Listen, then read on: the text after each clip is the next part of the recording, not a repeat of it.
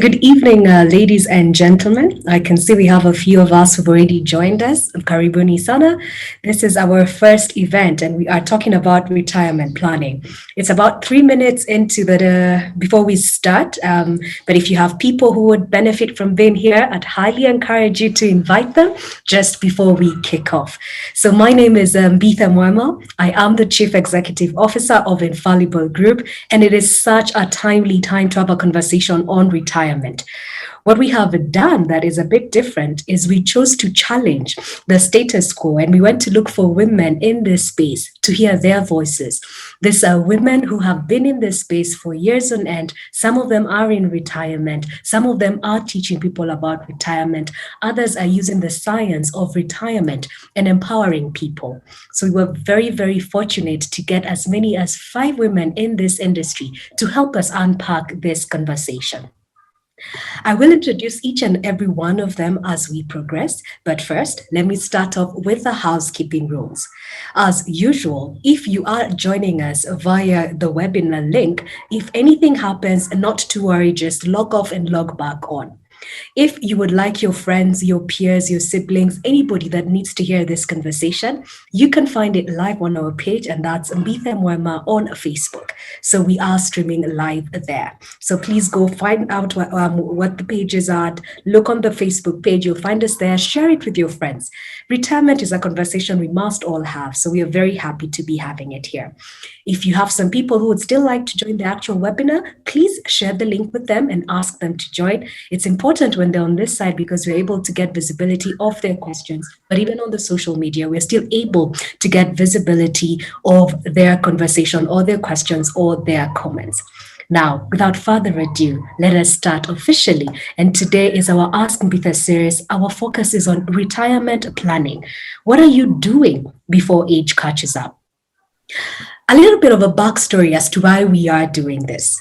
Well, a few weeks back, I was in a space where somebody was saying, when you are thinking about retirement, you want to extend your finances to the age of 90 years. I was like, 90 is too far. Who gets to the age of 90? Till I met a lady who was in her 80s, and unfortunately, she had run out of her pension because of medicine. And I started digging further just to understand, why is retirement planning important? If you are in your 30s or your 40s, there's a 90% chance that you will make it to the age of 77. Yes, 77, if not 87. If that's the case, how is your money going to be stretched for that period, and what should your key considerations be? That's really the rationale for this.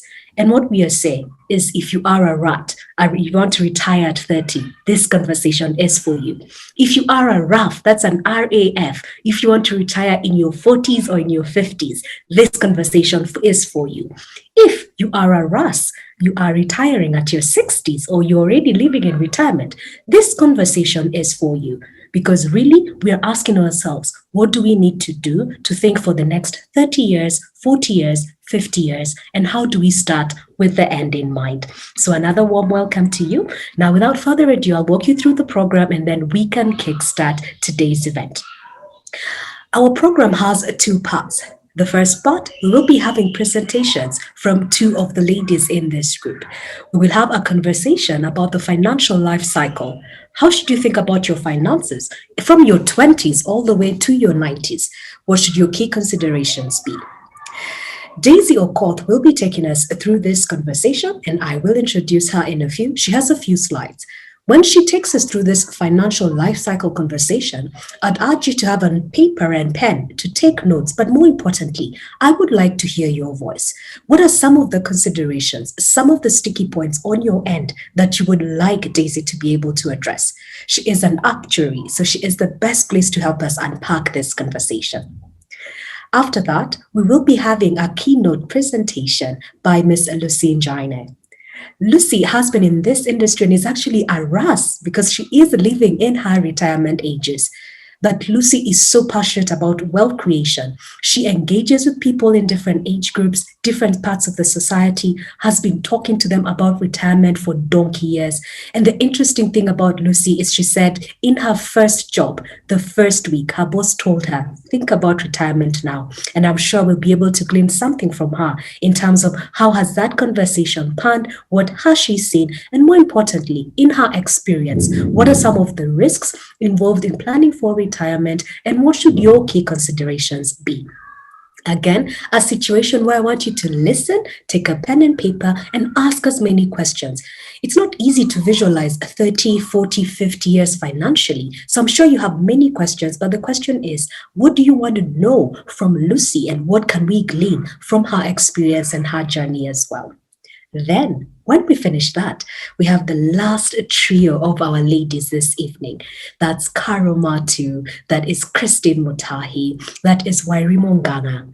They will be having a panel discussion because they'll be helping us to understand, so what? Now we know why we need to think about retirement, but what products are available in the market to help us plan? How should we even think about our finances? I mean, if I am a RAS, I'm already retired. If I didn't plan, is there a hope for me? If I am a rat, if I had planned to retire at 30 and maybe I'm 35 and I haven't retired and I'm head over heels with bills each and every single month, how do I think about putting money aside for retirement? If I am a RAF, retiring at 40 or 50s, which is some key thing that people want to do, then how am I going to manage with my children, with my mortgage? And how am I even going to think about generating money? They will help us unpack that conversation more specifically. We will have a panel discussion with them. And again, I would like to hear your voice because we want this to be engaging. We want to hear as many comments, as many questions as possible. But even as we go along, what we did find is that the bulk of the people who registered for this webinar were in their 50s and 60s. But this conversation is more important for you, actually, if you are in your 40s, 30s, or 20s. So please encourage your peers, your children, your siblings to join this conversation. We have this webinar. We also have it live on our Facebook page. That's on Mbithemwema. Now let's kickstart this conversation with Daisy. I will read her profile and then she can take us through the financial life cycle. Daisy, I'll ask you to start preparing your slides as well as unmuting your mic. Daisy is an associate of the Institute and Faculty of Actuaries in the United Kingdom and the Actuarial Society of Kenya. Daisy holds a master's degree in actuarial management from the City University of London and a bachelor's degree in actuarial science from Maseno University. Daisy joined Kenwright Holdings in 2017 and currently serves as the actuarial manager responsible for overseeing delivery of innovative actuarial and other financial services across Africa. Prior to joining Kenwright, she worked at the Insurance Regulatory Authority. Daisy has over 8 years' experience serving clients across Africa. She has worked extensively in insurance, pensions, risk, and investment consulting, advising both corporate and individual clients. Daisy is a financial empowerment enthusiast and is passionate about development of the financial services industry in Africa. She is actively involved in various volunteer engagements supporting actuarial and financial education. Daisy, take it away as you walk us through the financial life cycle. Over to you. Thank you so much for that introduction. These are really generous, I must say. And thank you too for putting together this webinar. And as you rightly put it, these are conversations that we need to start having earlier on. And it's never too late for any of us, irrespective of whatever stage of life we might be, whether we are a RAF, whether we are a rat, whether we are a RAS, as Mbithe puts it. So this is really, the time is right for us to have this conversation. And a warm welcome to our viewers as well. Thank you for joining us, and we look forward to interacting with you. So feel free to put down your questions and ask them. So if I may kindly interject, we can see your screen loud and clear. Maybe you want to put it in a full presentation mode because we are also privy to your talking points from our end. All right. Okay, thank you. Okay, thanks, Mbithe.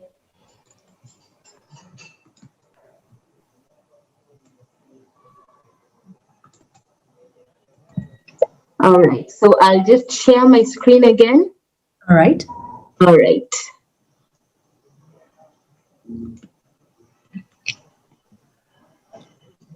So, ladies and gentlemen, say hello to us. Give us a comment. Any questions that you want, we're happy to start taking the questions now. And then once Daisy is done with her presentation, we can have a Q&A session.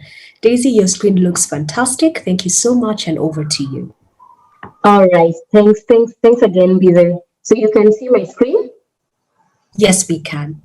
All right.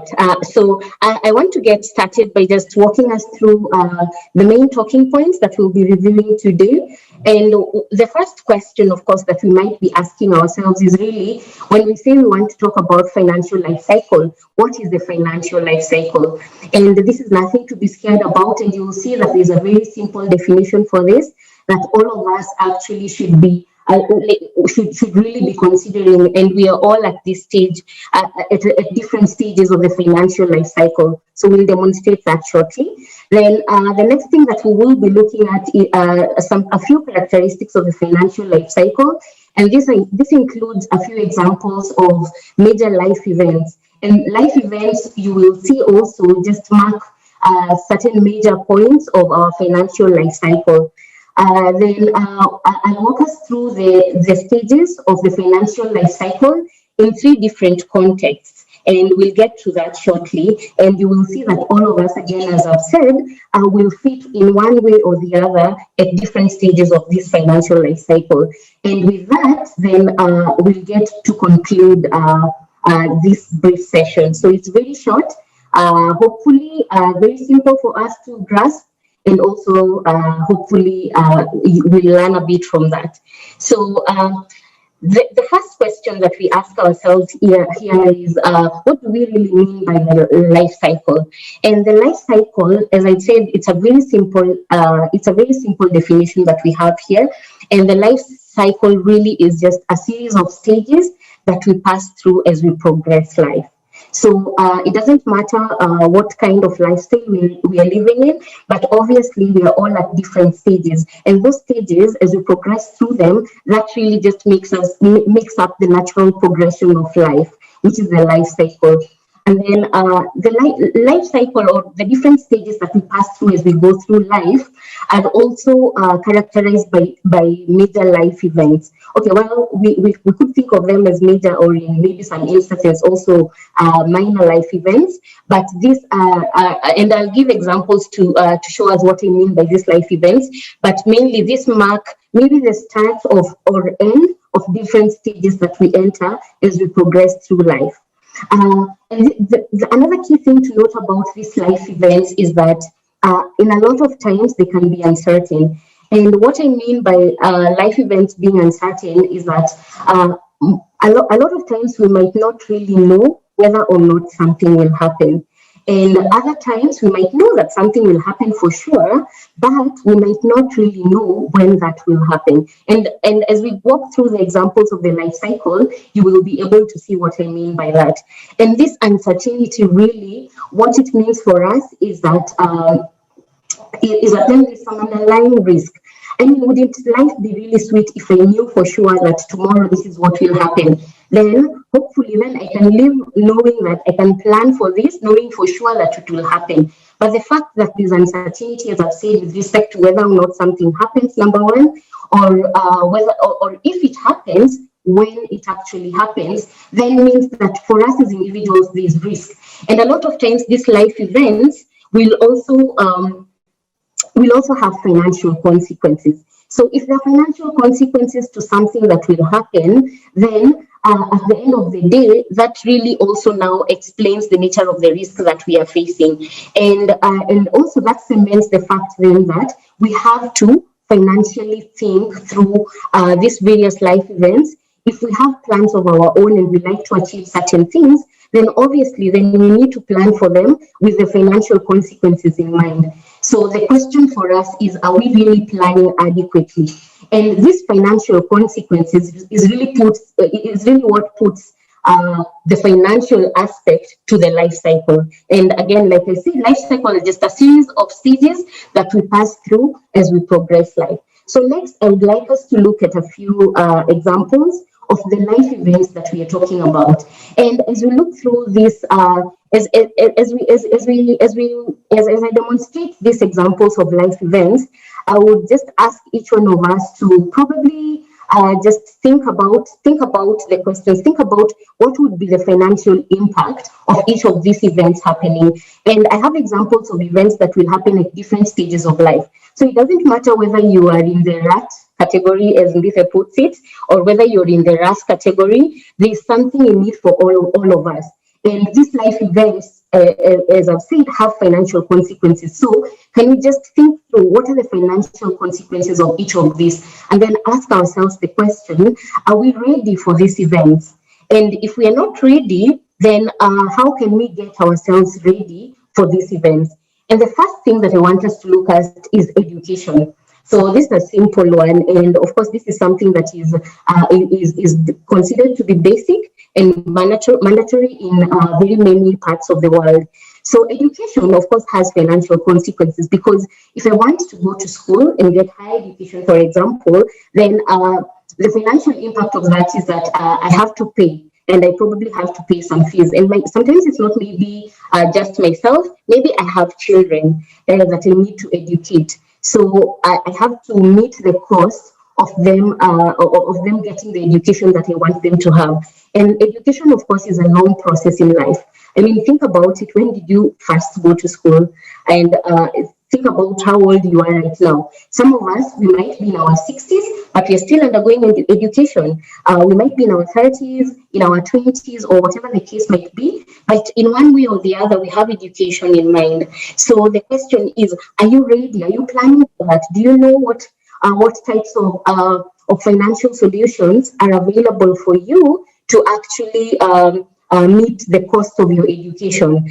Basically, are you aware of financial products that are available for you to be able to get the education you want or for your children? Then let's look at two other examples.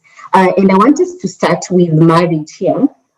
If you think of marriage, and maybe some people might say that this is not something that is very maybe uncertain, because the good thing is that a lot of times you're able to plan for this. You're not living in the olden ages where maybe you are just told you need to marry so and so, you've been identified for a partner, and then you need to get married. So you cannot plan for that. So now we live at in a time where you can actually plan for when you want to get married. You know, probably you've identified someone that you want to get into a domestic partnership with, and so you get on with it. But there are financial consequences to that.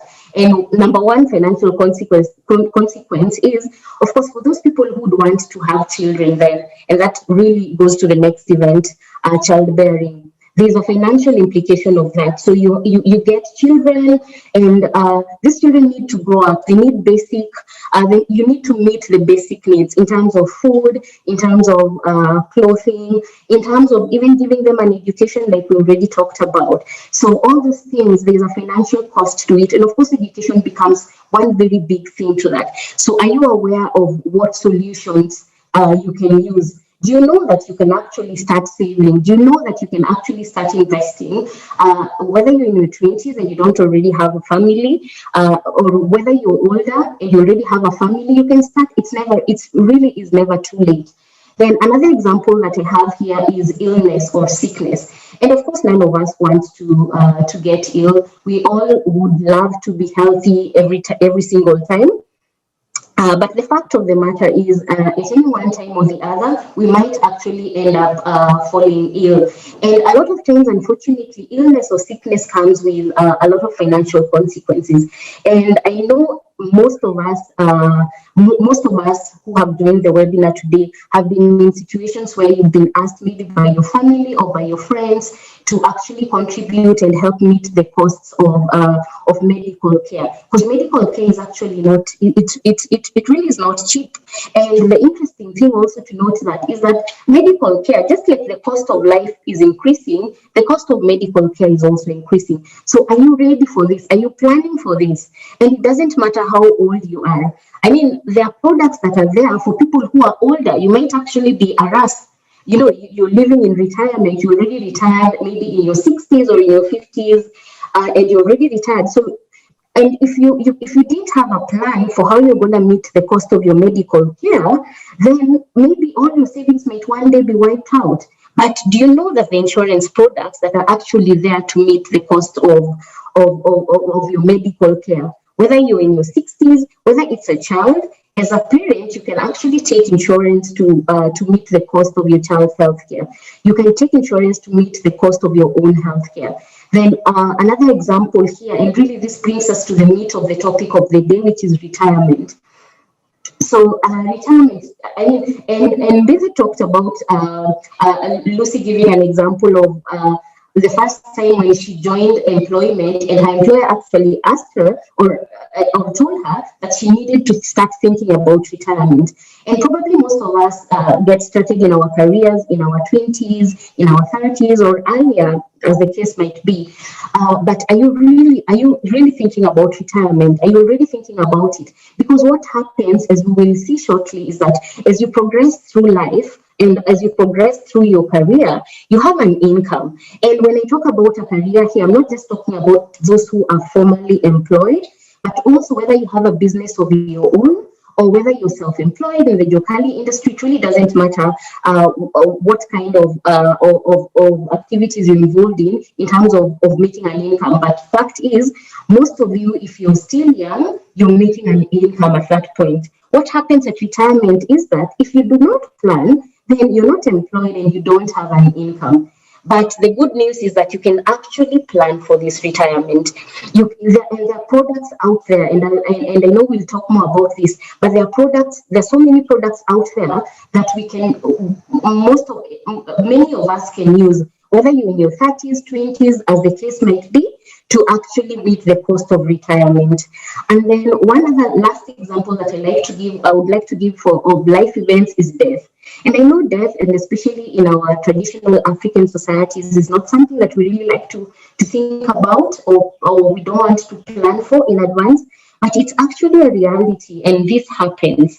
And when death occurs, if I'm a parent and I have children who are dependent on me, then when I die, for example, then the source of support for my family, whether it's children or my spouse or any other relatives that I might have or friends that are dependent on me, is cut off, right? So, but there are products out there like insurance that we can actually buy, or we can to help us plan for that time. Whether I'm also in retirement as well, I might even actually have my pension. But you know that there are actually products that would also help you. Because if you think about retirement and death, sometimes maybe we'll think, oh, okay, maybe I will actually live I will retire at maybe 60, and then I will live to maybe 70 and probably die. But do you know, like Mbiza said, actually there's a very huge chance that most of us will live beyond the age of 75. So what does that mean? If I only planned for maybe to get enough, and I have enough investment or savings to take me through up to say age 70. What happens between age 70 and age 77? What happens? What if I actually live to age 90? What happens then? So the key question here that we're asking ourselves is, am I making enough plans? Do I have a good plan to be able to meet those costs? So Next off, I'd want us to get into now the stages of the financial life cycle. And I want us to look at this in three different boxes or circles. Maybe you see I have circles here. Let's say we have three different circles or boxes, or in terms of the context that we want to look at for the financial life cycle. And the first one here is a social aspect. And what do I mean by a social aspect? The social aspect just very simply, I want us to consider this in terms of the basic social unit, which is family. And a lot of us, whether it's family by blood or family that we've acquired along the way in terms of friends who become family, but there's a social aspect that we live into. Then next we'll get into the career aspect and the wealth aspect, and you'll see how everything interrelates and is interconnected. So the social aspect here, the first stage really is, when we're at the start of our lives, we are children, we are born, and we are dependent on our parents, right? So we have the normal basic needs, education, food, clothing, shelter, all those things, right? But at this stage, when you're young, and in most cases below 18, we really don't have to worry about these things. And I know that maybe my parents or my guardians or my whoever is part of my family that is involved in taking care of me will actually meet the costs of this. So at that point, I'm dependent, and this is the most basic stage for all the three aspects that we'll be looking at. Then, as I grow older, maybe I finish my education and I finally get to an independent stage. And you can think of the independent stage as being that stage at which now I'm able to maybe make a small income and cover the costs of my own care, whether it's in terms of food, basic needs, or education, or even anything luxurious that I would want. If I want to go on holiday, maybe I'm getting a bit independent and I'm making some money for myself, and so I'm able to meet those costs. Or even if I'm still living with my family, I don't want us to think about independence as just being the person who's living alone. But also, even if I'm still living with my family who probably raised me, my parents, or whatever the case might be, at this stage, really, maybe I'm able to work. I'm able to make a small income probably, and I'm able to contribute to our costs of living. Then, as we grow older, the natural progression, if you think about the social aspect here, the natural progression, and I'm aware this is not what happens for everyone, but the natural progression is then that we tend to get now to a family formation stage, where now we are having children, and we need to raise them up. And of course, children, like we mentioned, and I'm sure I don't need to mention this enough, children come with a cost. So they have the basic needs, we want to educate them, we basically just want them to get the best in life. So that stage, we can think of it as the family formation stage. So we are getting children, we're educating them, they're growing older, and as they grow older, that brings us to the next stage, which is the family development stage, right? So your children are growing older. They've gone to school, they're probably in tertiary education or secondary education, as the case may be. And eventually, they get older and now they also become independent. And at that point, we can think of our families as being mature. So we probably don't have very little kids, we have independent children, and really our family has matured up, right? So then that brings us now to the next aspect that I would want us to consider, which is the career aspect. And I hope our careers, for those who have careers, do not look anything like the race that is depicted here. But if it does, hopefully it's in a good manner.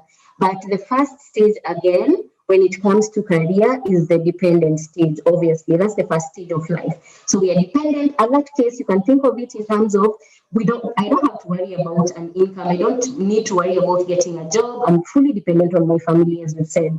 Then the next stage, I get to an early career stage, right? And at this point, at the early career point, I'm probably getting into employment now. Hopefully, I have a small income or a big. Of course, we all would want a big income. If I'm able to start as a big income, then yay me. Of course, that would be awesome. But I'm probably now getting a small income, and at this stage, I need now to start thinking about also the future.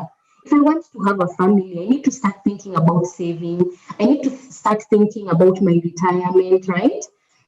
And I progress with my career, get on to the third stage, which is what I want to call here the mid-career stage, right? So hopefully my income is also growing as I progress through my career. And then I'm able to then maybe if it's in terms of savings or investment, hopefully then I'm able to meet more of those costs because my income level is bigger. So I can put aside more money and I can get prepared for things like retirement. Because remember, as we grow older, all these stages are taking place as we grow older. The underlying factor here is also age, which is not scary. It's something. It's good, and it's a blessing to be able to live and to grow older. But as I get to closer and closer to retirement, this is the stage that I'm calling the pre-retirement stage, and maybe have a few years to retire. And hopefully, as I've been going through my career, I have actually been putting aside and thinking of retirement and planning for it properly, because obviously, you guessed it right, that's where we are all headed to. And again, I would like to stress here that it's not really about whether you're informal employment or you're in informal employment. Whether I'm self-employed or I'm employed by a company A or B or whatever the case might be, and the underlying factor is, even if I have my own business, at some point, I want to be able to let go of that and to stop being maybe actively engaged in it and start enjoying my, and we're not saying you're not enjoying your earlier years, of course, you enjoy your earlier years, but you now also want to sort of reap the fruit of what you have sowed throughout your career. And that is the retirement stage, which is the meat of what we are talking about today, as Lisa mentioned. And hopefully, as we have demonstrated through the life cycle here, is that you have a chance to actually plan for it. Think about it between when you actually start your career, either whether it's in your mid 20s, early, or even in your early 30s. But if the average retirement age is around 60, even if I start my career at age 30, that is 30 years. That is 30 years that we have to plan. So the question is, are you really planning? And another thing to think about here is, even for those who are already retired, remember, you still, like we've said, you don't know how long you still have to live. So the fact of the matter is that you also still have to keep planning, right? So in terms of medical care, right, that does not go away just because I have retired. And as I mentioned before, there's so many products, fortunately, that are out there that are able to help us meet this cost, whether it's of medical care in retirement or during our careers. So hopefully, we are getting to see more that we need to plan for those things, and there's a way we can do it. And that, having talked about the career aspect, or having looked at the career aspect, that brings us to the wealth matters now. Wealth management and money matters. And when you think about the financial life cycle, and really I said, when you think about wealth, that's what puts the financial to the financial life cycle. So I want to demonstrate just in terms of income level how that progresses for the average person. And it could be different for different people, as we will see. But I want us to look at a very simple graph here of how our income will progress as we grow older. So I have a number line here on the horizontal, what is below your screen, what you can see below your screen, and that is just an example of a progression of the natural progression in terms of age. And these are average ages. It could be different for different people. I mean, if I want to retire at 40, for example, this graph of my income against my age will look something different. Uh, so this line that I'm introducing here is just a simple graph that you can see is showing us how our income will progress. So obviously, between age 0 and the time I start my career, this is negligible, and really the income level is probably 0, because we are really depending on our parents or our guardians. But if you think about it, from the time we begin our careers, and my example here is assuming we begin at age 25. So we are probably beginning at the lowest income spectrum for the average person. And what happens as I progress through my career and I get older, hopefully I'm also growing. And also, even if I'm not growing in terms of maybe I'm getting to a higher level or whatever, but with inflation, the natural expectation is that my income level will also grow. And initially, we will find that your income level will grow very fast. And then as we get to mid-career, we get to pre-retirement. And finally, with our example here, we are assuming I'm retiring at age 60. So you will get for the average person, when I retire, my income level will meet its peak. Then what happens after that for the average person, hopefully if you have some savings, then is that your income level does not just go to 0, right? So hopefully I have planned well, and maybe I'm able to live off of my retirement, and my income can maybe at that point drop, but at a lower rate, right? We don't want to just suddenly get from an income of X to 0. And that is what will normally happen for for most people. But as I've mentioned, that's just the average. But there are different things that can happen. So the topmost line that you can see here, that I'm highlighting in red here, you can see this shows an example of someone whose income level actually, instead of dropping at retirement, actually continues to grow. And we can and again, we think this is maybe out of the ordinary, but it's possible. We have people maybe who have built a wealth of investments, and they've been able to they've been able to build maybe some sort of passive income, and that's able to grow even beyond retirement. Then we have another case of someone else who will follow more of the something closer to the natural curve, and their income is dropping but at a lower level. So you can think of this person here as the person who maybe planned more than the average person. Then we have on the other end this line in red here showing the person whose income now starts dropping, but it's dropping faster than the average person. So you can think of this person as that someone who maybe they saved less than the average person would have. And on the extreme, now we have the case of this person here. You can see the line in black here. And this is the person who, at retirement, their income level suddenly drops to zero. And you can think of this person as the person who has not planned or did not plan for adequately for their retirement. So hopefully, this is not any of us in this platform here today.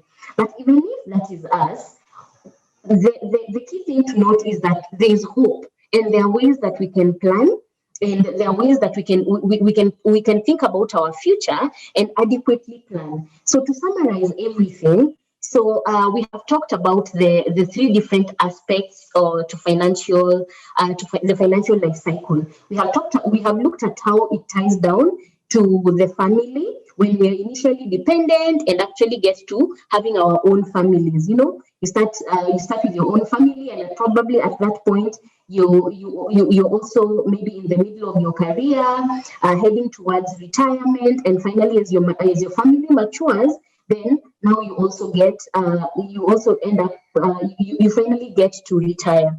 And if you think about the financial aspect of things, then we can put it in four simple brackets. So there is the wealth accumulation phase, depending again on your age and depending on your target retirement age. So when you're still working, if maybe let's assume my target retirement age is 60, and maybe I'm somewhere between maybe early career to mid career. You can think of that phase as the accumulation phase.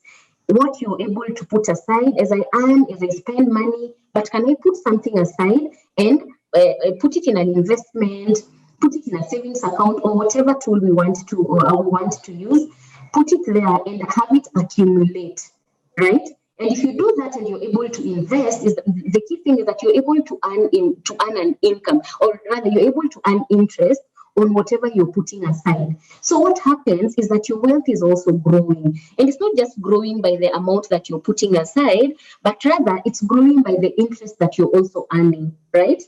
Then as we near retirement, of course, the key concern for us would be the wealth that I've accumulated that have been growing, that I want to be able to sustain me in retirement.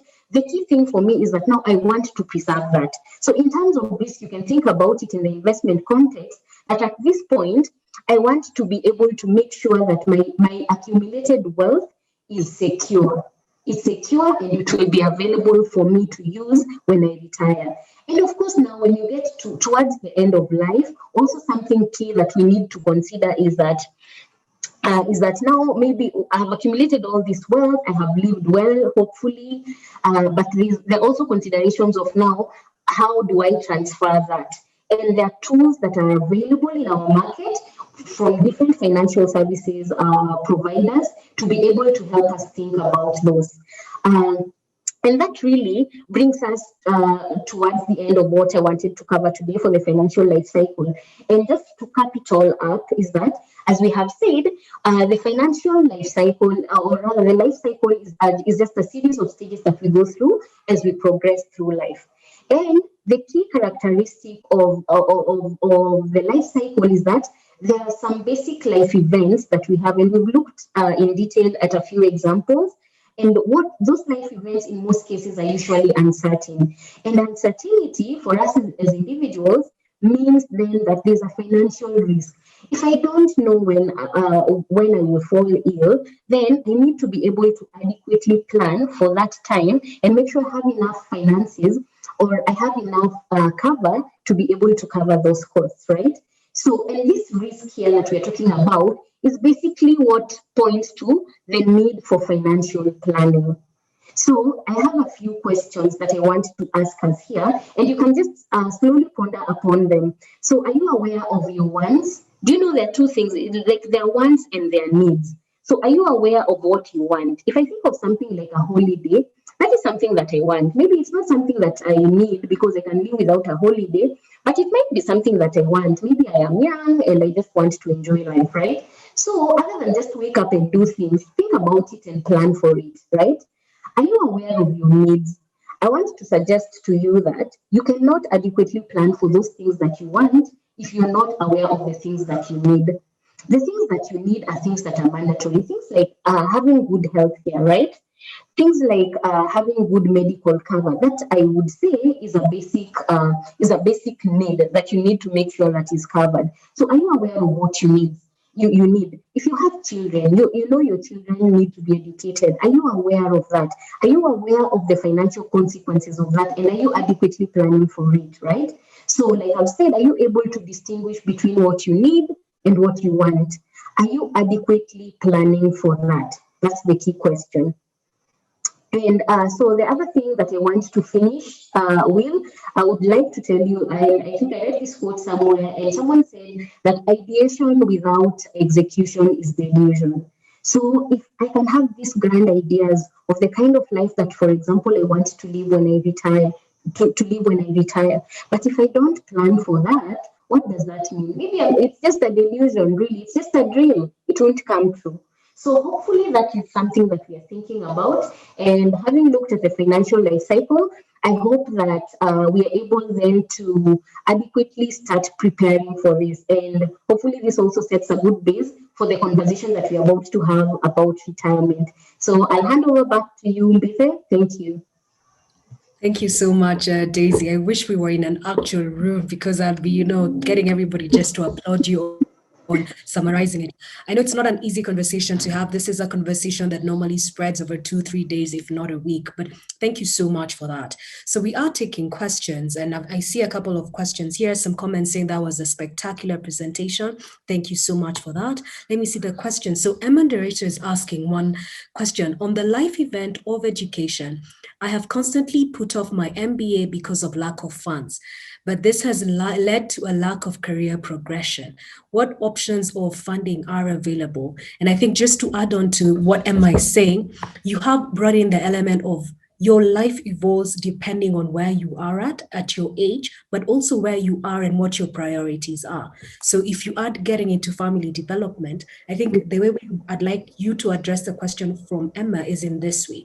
How do you know what to prioritize? And even when you're learning how to prioritize, how do you then set money aside and make it a priority or a line item of always putting money aside for retirement? Over to you, Dave. Mhm, mhm. Oh, thanks so much for that question, Emma, and thanks, Bile.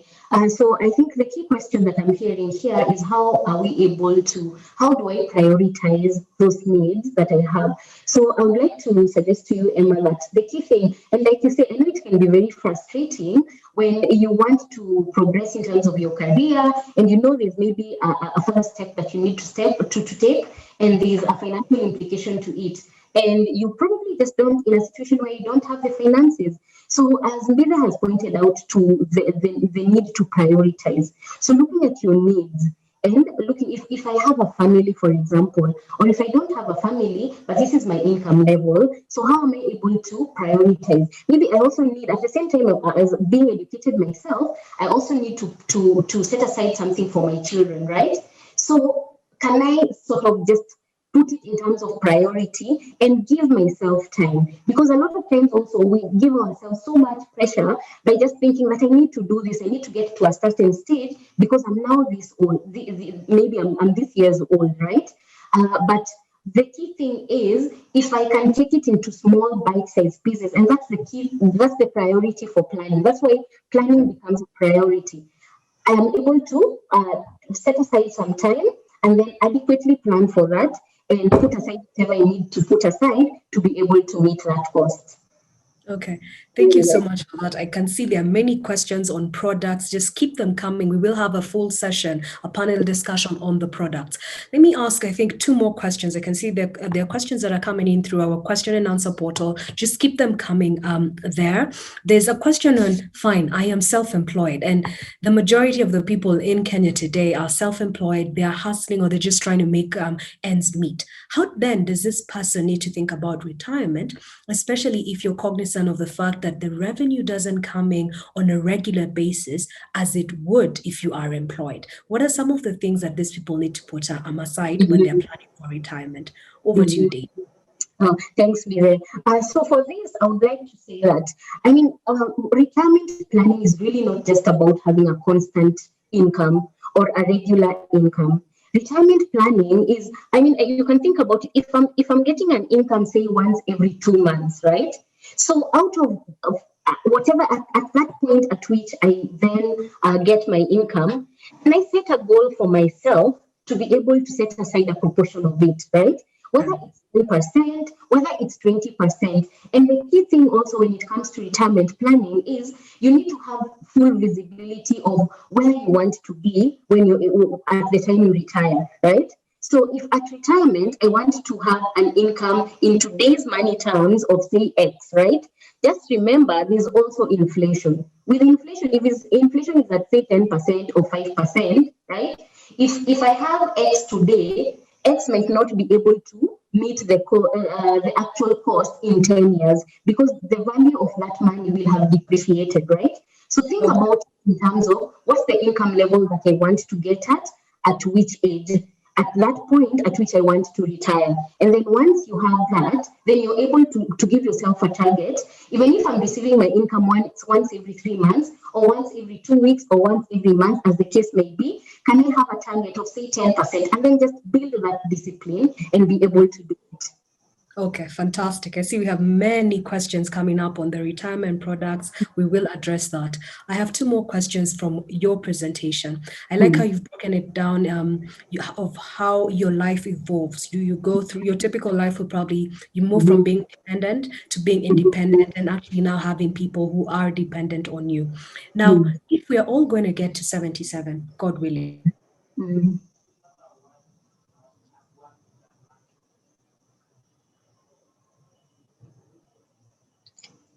Hello?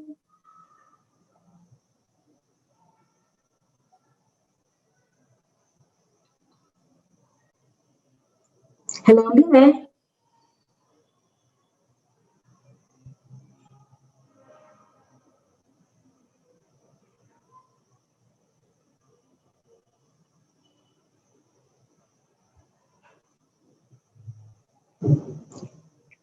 Hello, Christine, can you hear me? Yes, Daisy, we can hear you. All right.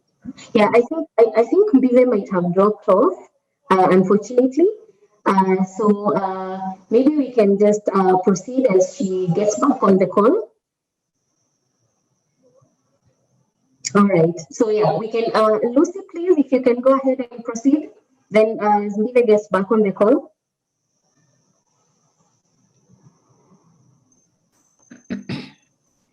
Hello? Hello, hi Lucy. You can hear me, Daisy, and the rest of the team? Yes, very clearly. Now, I don't know if we should handle, oh, she's here, she's back, Yes, yes, because then I need her to connect my presentation. okay. So, Bithe Karibu, just connect my presentation and also probably your intro, and then we carry on, yeah.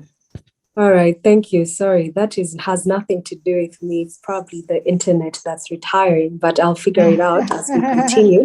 So I'll start off by reading, but I think if you allow me as I configure my laptop, Just give me a few seconds. Maybe I can just take the last question that I wanted to take from, I wanted just a final parting comment from Daisy, because Daisy, I wanted you to leave us with this. You have challenged us and told us that we need to think up to 75, if not 90. So what's the one thing that we need to address today in our mindset, whether we are retiring or are considering retiring in 20 or 30 years, whatever it is? Why must we absolutely pay attention to the financial life cycle? And from what you're presenting, Daisy, you're telling us that we'll be out of gainful employment for a time period that's longer than when we are working. You'll work for 25, 30 years. If you live till 90, you're effectively out of work or gainful employment for almost 30 years. Why should I then pay attention to what you're saying if I'm in my 40s, if I'm in my 30s, or in my 20s? And then I will come back to you, Lucy. Thanks, Mbida. Thanks for that. And like you rightfully pointed out, you can think if I average, I'm starting my career at 30. I work for 30 years and retire, say, at 60, right? And then I end up living up to age 90 or 77 or 80 or whatever the case might be. But the key thing to note here is that you will be living over a period of time that you might actually not have an income. So the key thing to note here is, if you don't adequately prepare right now and save and put aside some investment to be able to meet your costs when you actually retire, you're not going to, you might actually end up being maybe a liability to your family, or you might actually just end up having worse quality of life. And one other thing that I want to point out, and I alluded to it before, is that remember the cost of living is also increasing, right? So as the cost of living increases, so if I don't have an income, even if I retire and I'm able to somehow push by, as the years go by, life will only become harder, right? Life will become harder, and that's something that we need to start thinking about right now. We can't just think of retirement as something that is maybe for the older generation to think about, or something that if I'm 50, I might have to even think that maybe it's too late or I'm too old. So the thing that I want to point out for us, regardless of how old you are, kind of 50, the key thing is that you need to think about when you will retire. Because if you don't think about it, you will end up worse off than maybe what you think you can get from zero income right now, or a low level income right now. Thanks, Lisa. Okay, thank you so much for that. All right, so now I will introduce Lucy. So Lucy, I hope you can hear me loud and clear. I'll just read your introduction and then I'll share my screen. I can hear you very well, and I hope everyone can hear me. All right. Thank you so much, Lucy, for making the time today. Lucy Njena normally does personal finance talks, and she was actually been doing this because of her personal struggles to balance her income with so many competing demands. So out of a point of weakness, she actually turned it into a point of strength and also turned it into a business. By way of experience, Lucy has over 28 years experience in finance, planning, and risk management. She has spent most of her time analyzing businesses, personal risks, and providing mitigation. Lucy holds a master's degree in leadership from the Pan-African Christian University, a Bachelor of Arts degree in economics and business studies from Kenyatta University, and has attended many courses in finance, investments, risk management, and personal development. She is the founder and team leader of Nevea Capital Insurance Agency, and she has trained the following organizations: the Personal Development Institute, Treasure Core International, Money Works for Me program, churches, chamas, and investment groups.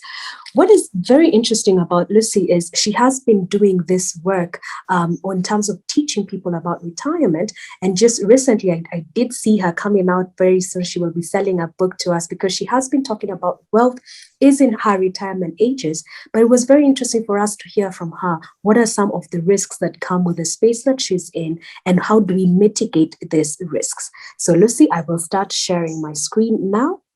Thank you so much, Bithe, and good evening, everyone. Even as you share my screen, let me also let our listeners tonight know that we are delighted to have them and to have this conversation. I'm always very excited whenever this conversation comes up especially when I remember when I started hearing this conversation. And from my experience, I have learned that not a lot of people get the privilege of hearing or getting to hear this conversation early enough.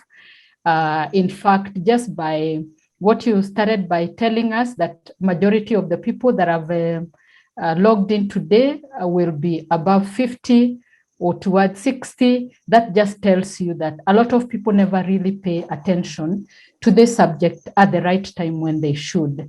And so it always excites me to have to speak about it. And so I'm glad we are here. So please share my screens. Lucy, I have to beg your pardon and beg the indulgence of everybody watching us. I'm not able to share it on my phone, and I'm trying to figure out my laptop. Is it possible for you just to speak through it, and then I'll come back to you in a few minutes? I'll try and configure. I don't know what is happening with my network, if you don't mind. Wow. Are you able to speak through it? Okay, now challenge is, yes, I don't have the screens. Also, I wasn't able to download on this laptop. Yes, probably I download on my phone. Fantastic. Actually, we have a solution. Do not worry, Lucy. Introduce yourself. It's okay. Keep speaking. I will share the screens with Daisy, and then she can be able to project for you. So just give us an overview of who you are and where you're at and some of the risks on retirement. And then in a few minutes, Daisy will be able to have it up for you. Thank you so much. Okay. Sawa. So in terms of experience, just like you have said, I have been in the corporate world 25 years, and 6 years ago, I had the privilege to retire. So I've been living in retirement now 6 years, and I am enjoying the life in retirement because I have made a choice to enjoy my life in retirement. I'll capture that in my slide, which I am calling the Retiree's Advice. And I am a mother of 3 grown sons and also a grandmother to 1 great granddaughter. And so, that's who I am. So basically, when we want to think about retirement, personally, I wanted us to just think about it from a thought process. We've seen the life cycle. We've seen the life stages that Daisy has taken us through. Very good presentation. But for me, I wanted us to address the thought process that goes into even initiating the thought of retirement planning. So what is the thought process that should go into it, so that either you will look at it, you look at retirement in terms of, is it just a factor of age, like we have seen life progressing from the time you were born to raising children, to then getting to the space of 60s and that period when you're actually calling retirement a factor of age? Or is there any other way then to look at retirement so that we can get a lot more people interested in this conversation? And from the interactions I've had with people in this space of speaking about retirement, we've had to redefine retirement actually, so that it stops being a factor of age and we actually just look at retirement as the point of your financial freedom. So thank you so much. There we are. Yes. I've just said that for me, I want to look at retirement planning in terms of the thought process, and I would like to think of the retirement period as your golden years. The years that you live in retirement, they should be golden years. They should not be years filled with anxiety or years that are filled with worry, but you should be able to just enjoy. So give me the next slide. Yeah, so the thought process that should go then into us thinking about retirement is, are you actually considering retirement, or do you want to get refired? I like to call myself a refired retiree. So what is it that you want? And from our normal understanding of retirement, even from that conversation we've had with Daisy, we look at retirement basically as withdrawal from regular occupation or regular job or active employment, withdrawing from that space where you work so that you can pay your bills. And so when you retire, it means that you're stopping to work to pay your bills. and you go now and spend your life earning the money that you have spent, or just doing now things that should make you happy. So, and this retirement may happen because of several reasons. One, it could be voluntary. You might decide, I want to retire, like what they started by telling us. There are people who want to retire at 30, others want at 40, others at 50, others at 60. So it might be voluntary, where you make a choice and say, I want to retire. I want to retire from regular occupation or job or active employment.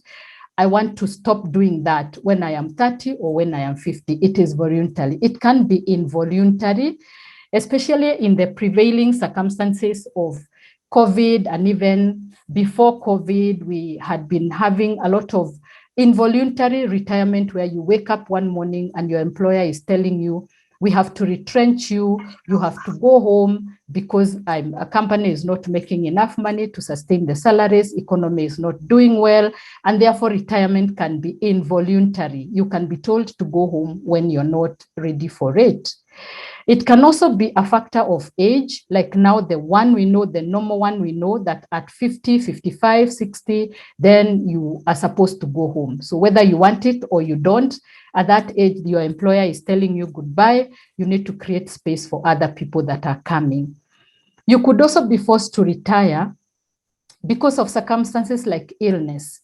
You might get a job that destabilizes or that makes it impossible for you to continue working, and therefore, as much as you would like to continue working, or your employer might want you to continue working, then you just cannot cope because your health does not allow. Or it could be because of other factors. That is what we know as normal retirement, withdrawing from a space where you work to pay bills, and then now, or where you have to wake up every morning to go to a job, to a business, or whatever, but you know you are earning so that you can pay your bills. But the question is, what really is retirement? Is really retirement just withdrawing from that regular occupation, or is there another definition of retirement that we can look at? Give me the next slide.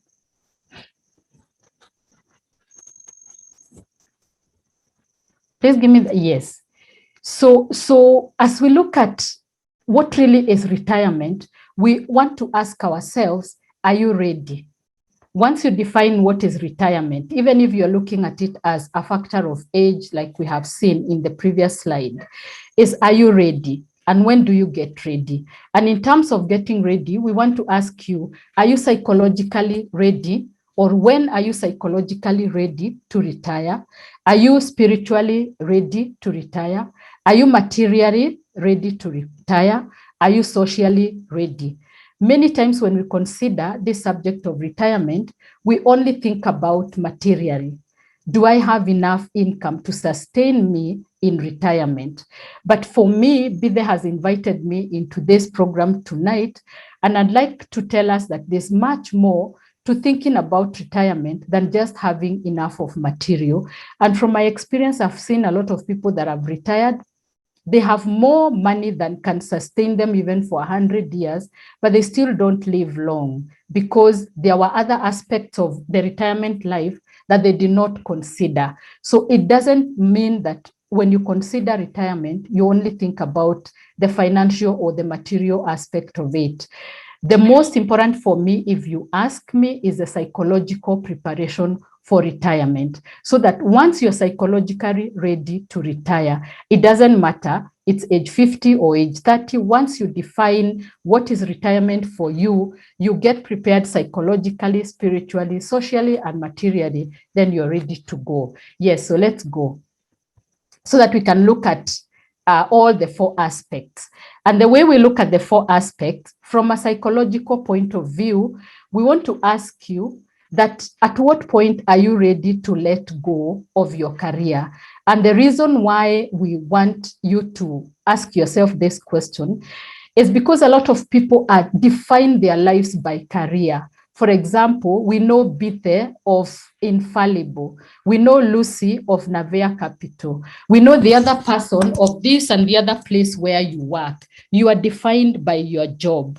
But are you ready to let go? Because then retirement means you are letting go of that career where you wake up every day to go to because of income, unless then you're telling us you want to carry on with your career even in your retirement period, even if you're not working because of money. So retirement really, we are asking you, is it retirement really or just a change of career? Because this one happens a lot of times when, like for example, the current job might be too stressful or simply unfulfilling, and you're telling yourself, I'm retiring from this career and getting into another career. So that will not be retiring in the real sense. It is just a change of job. And then the other question that you need to ask yourself in terms of being psychologically prepared is, how will you spend your time in retirement?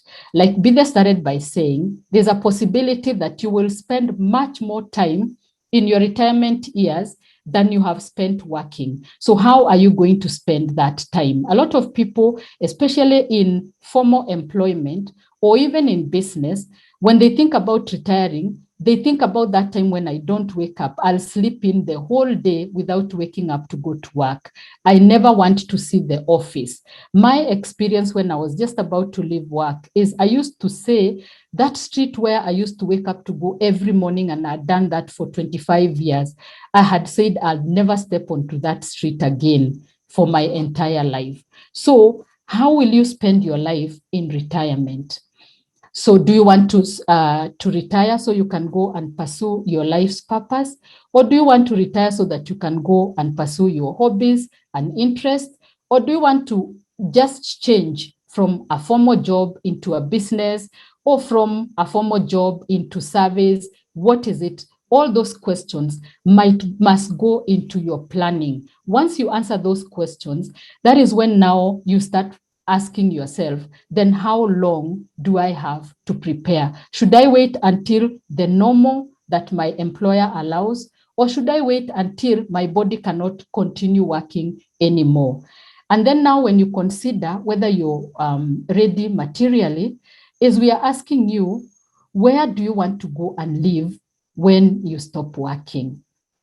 If right now you're renting somewhere, maybe you're living in a flat somewhere, do you still want to retire to continue living in that flat, or where do you want to go? And while I'm at this question, I always like to start this conversation by telling people to imagine that your first day or your first week in retirement, where are you? What are you doing from the time you wake up until the time you go to bed? What are you doing that first week of your retirement? What are you doing that first month of your retirement and your first year? And in a live session, it's normally a very interesting conversation. Everyone tells me, I want to wake up by the beach. I want to be woken up in a quiet place, and it's birds waking me up in the morning and singing for me. I want to wake up in some ranch far outside of Nairobi. And then you start asking someone, if you want to be woken up by birds singing, do you already, where do birds sing, for example? Birds will either sing in the forest, or they will sing in a place where there are trees. Birds don't sing when they are perched in on a house, on a rooftop. There has to be trees. And so if, for example, you want to be woken by birds that are singing for you, have you already started planting a forest or trees around where you want to go and retire, so that you can start attracting those birds? Because you know you cannot retire tomorrow and then you have trees growing the following day to wake you up. Trees will take on average 10, 15 years to get to that point where they can attract birds to come and sing for you. So we want you to start asking yourself today and now, where is it that I am going to retire to? Where am I going to live? What am I seeing happening? And what is it that you can start doing now, even if it is not just in terms of putting in place a financial plan? What is it that you can start doing now that will contribute to that time when you are in retirement? And then the next thing we want to ask you materially is your upkeep. You want to ask yourself, how much will I need to live on when I am retired? And when you're considering this, you need to consider then that life cycle Daisy has spoken about.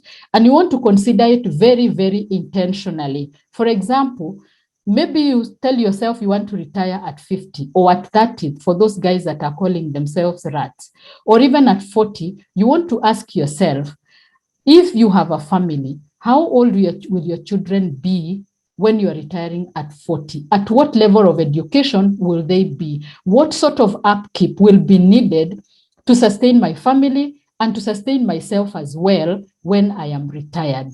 So you have to define that magic number for yourself. Everybody keeps talking about a magic number. So you have to define for yourself, what is that number? What is that income that then if I have coming every month and I don't have to go and work for it, it will be able to sustain my family. It will be able to sustain me if I have if all my children are grown, or if I don't have family. It will be able to sustain me together with the dependents that depend on me. All those things must go into defining your upkeep. Then you want to ask yourself, is anyone dependent on you at that time when you want to retire? Personally, as Bide has said rightly, I encountered this question of retirement the first month when I got employed at 27 years, fresh from the university. And I was very excited about job, and we were just finishing orientation, and the last day of orientation, we met the director. And the first question he asked us is, when do you want to retire? And everyone was like, what do you mean? We've not even started working. We've not even started enjoying. We've not even tasted our first salary. How do we start thinking about retirement? And he needed an answer from each one of us. We were 10 of us. And I remember with my 27-year-old mind, looking into the future and thinking 40 is such a long way to come. And I just blurted out, I want to retire at 40. And the next question was, what do you want to do when you retire at 40? Supposing you live until you're 70, what are you going to be doing? And I got thinking about it, and I said, I want to be teaching people what I'll have learned from my job. And it has come to pass. So I spend my life today. I did not retire at 40, but I was able to retire at 50. Because that question kept on bugging my mind each day of my working life. The fact that I'd said I want to retire at 40 and I want to go and spend my life teaching people what I had learned kept bugging my mind until the time I retired. And I'm glad to say that this is what I am doing. I spend my time now teaching people what I learned when I was employed. The other question you also want to ask yourself, will you have debts? We are Kenyans, we are Africans, we know very few of us live lives without debts, and debt is good and bad at the same time. So you want to ask yourself, will you be servicing debts at the time you want to go and retire? So for those people who are saying you want to retire at 30, at 40, or at 50, are you going to be having debts that you must continue servicing when you retire? Because there's nothing as stressful as someone is coming after you to pay a debt and you don't have an income. And then you also want to consider, can you comfortably fund a hobby or a passion when you're in retirement? So really, we want to say that retirement is equal to financial freedom. It's not necessarily a factor of age. So retirement is actually equated to financial freedom. At that point where you can say, I have a place where I want to live. I have a number, I have an income that comes, whether I go to work or I don't, I have enough to keep me and sustain the people that depend on me. I do not have any debts that I'm servicing, and even if I have debts, there's a way I have an income that can comfortably service those debts. I have enough income that can comfortably fund a hobby. Like a lot of people tell me, I want to just spend my life playing golf. And some of those hobbies, you have to fund them yourself. So as long as you have enough to do that, you have enough for upkeep, you have enough for dependence, you have enough to finance a passion, then you are ready to retire, whether you're 40, whether you're 30, whether you're 20. So for me, the thought process that goes into retirement is defining the point of your financial freedom. And when you're defining that point of financial freedom, it is for you to understand what really is financial freedom then. And the way Robert Kiyosaki defines financial freedom is in terms of time. For how long can you sustain a desired lifestyle without having to work for money? For how long can you sustain a desired lifestyle without having to work for money? So if you feel that when I am at 30, then I have enough sources of income that are coming and I do not have to be the one working for that income for the rest of my life, even if I live to 100, then you're ready to retire. And if you work out that magic number for you to cater for all these things, plus any other thing that you might think for yourself, if you feel that you're not yet ready, then the conversation in planning for retirement needs to be at what can I do right now so that I can accumulate enough sources of income, enough investments that then gives me enough money to cater for all these things for as long as I live. And as a rule of thumb, we recommend that you must have passive income from at least 5 sources. Passive income means it is not active income. And that is what I keep on repeating myself saying. It is that income which comes and you're not working for it. You can decide to go and sleep.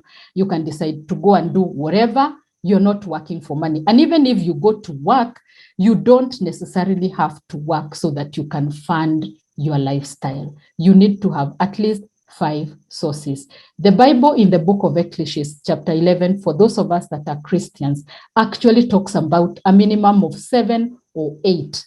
Go and check out that chapter of Ecclesiastes 11 from verse 1 to around 10. It says, spread your bread, cast it into 5 to 7 or 8 different directions. So we are saying when you have sources of income from at least 5 sources, which are coming without you having to work for money, then you can say you have reached your financial freedom. If when you add whatever comes from this source, the other source, the other source, add all of it together per month or per week, and you see it can cater for all these things, then you're ready to go and retire. That is what is considering retirement materially. And then we look at spiritually. Are you ready from a spiritual point of view? Are you ready for retirement? And we want to say there is more to life than just working so that you can pay bills. I'm sure we've all had this quote that people say that you are not born to just pay bills and die. You did not come to this world just so you can pay bills. At the back of your mind, even as I speak right now, you know there's that one thing that you keep saying, when I retire, this is what I want to go and do. When I retire, there are people who tell me I want to go and preach. I want to go and look after orphanages. I want to go and, there are those things that you keep telling yourself, this is how I want to spend my life in retirement doing. And that needs to be part and parcel of your thought process as you're thinking about retirement. So you need to fast track then your retirement so that you can have enough time and strength to go and address what is your life's purpose. All of us are here for a reason. And Shakespeare said that the meaning of life is to find your gift, and the purpose of life is to give it away. The reason why so many of us sometimes live lives feeling like we are not fulfilled, we are not living, my life has no meaning. It's just because you have not found your gift and you're not giving your gift away. The moment you start giving your gift away, then your life becomes more fulfilling, it starts having meaning.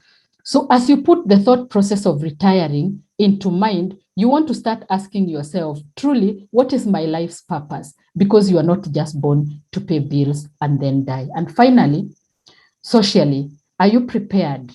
Or what kind of preparation needs to go into preparing yourself socially for retirement? And this is a big one.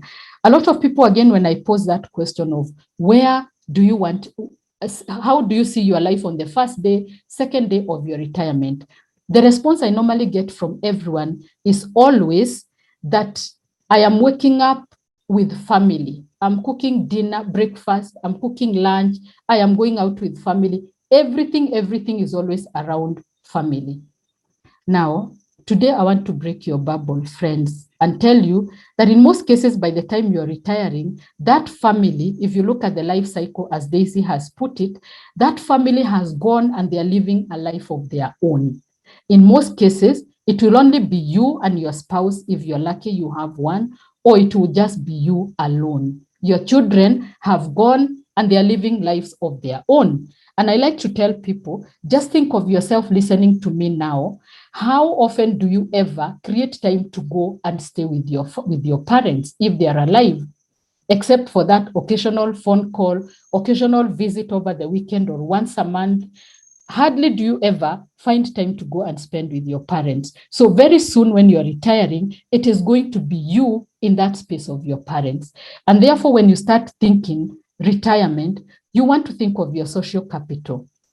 That besides family, and I'm not saying don't create space for family, but I am big on saying don't intrude on your family unnecessarily. And we mothers have a problem with this. We just want to live in our family spaces, even when they need for us to give them space to organize their lives. So do you have friends? Or is your social capital just full of only your work colleagues? The day you retire, my friend, the day you leave that office, that work group that you're always going for lunch, you're always doing things together over the weekend, they're too busy carrying on with their lives. And therefore, you need to start thinking who is in your circles the time when you get retired. Are they also retired, or you're going to be waiting for them at the ground floor so that you can go for lunch together as they work?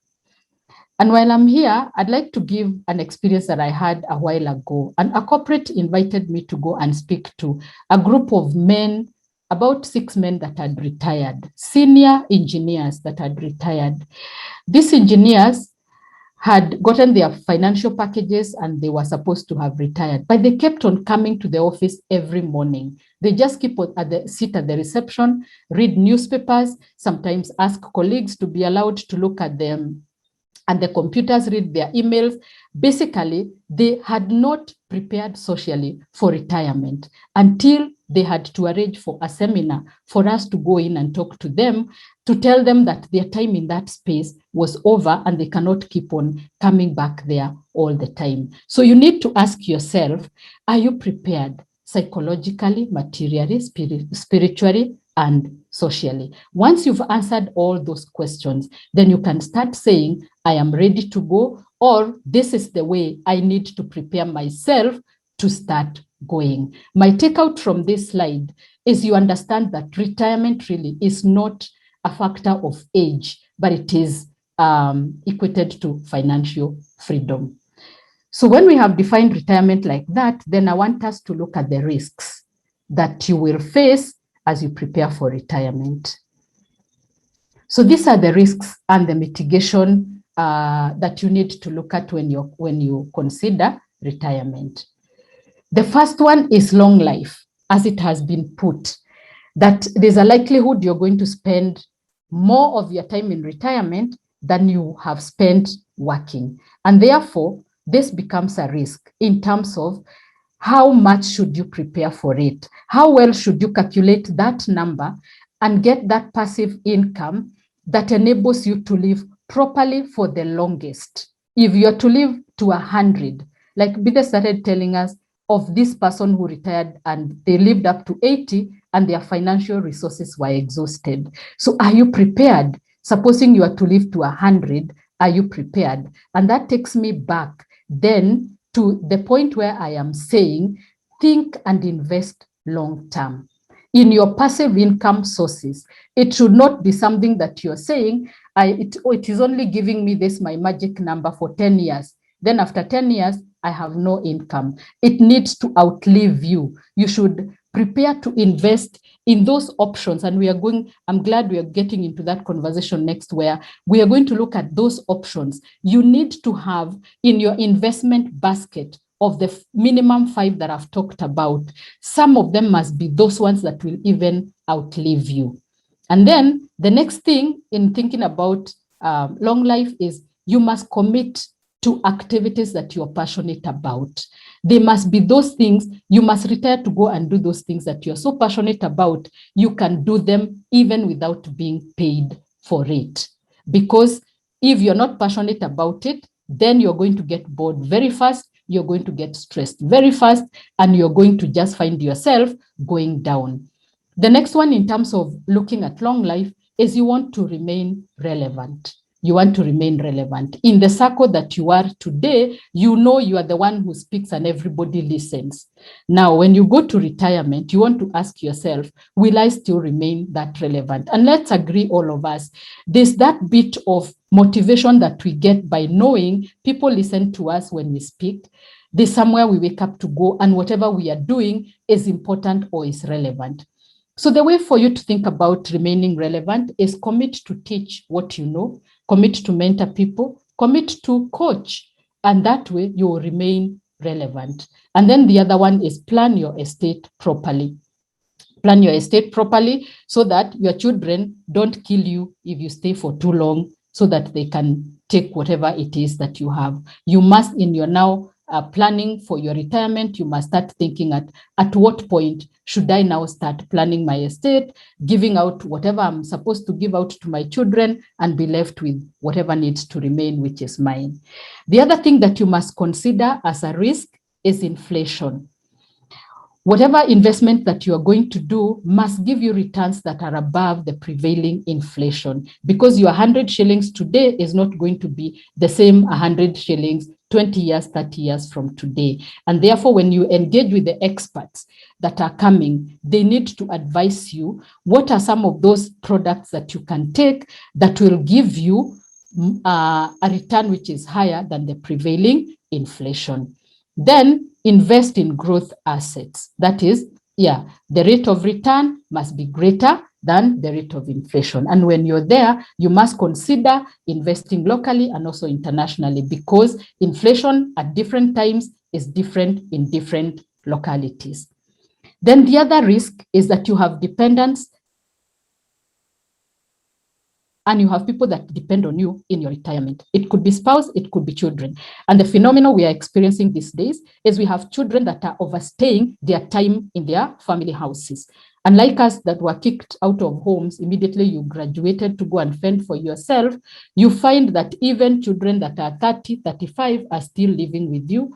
Some of them even get married, and you have to be the one looking after their grandchildren.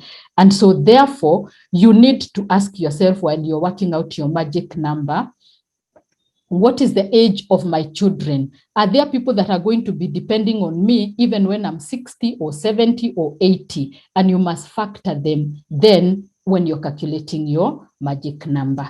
And then consider wealth transfer and legacy. Again, as I've mentioned, you need to ask yourself, what happens to me? Supposing something were to happen to me and suddenly I'm not there, then what happens to the assets that you have created? How do you apportion them to your family? What legacy do you want to leave behind?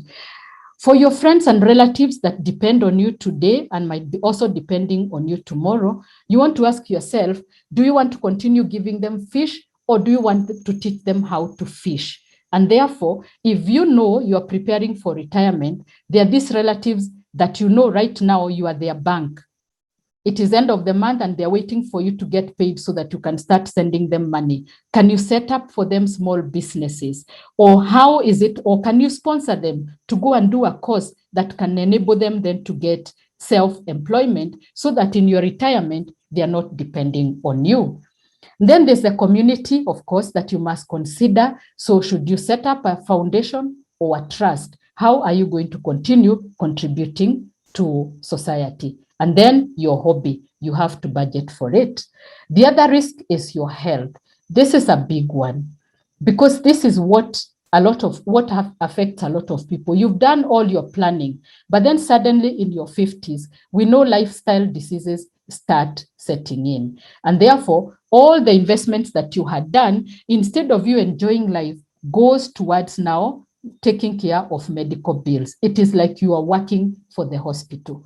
So we like to say, as early as today, start adapting a healthy lifestyle.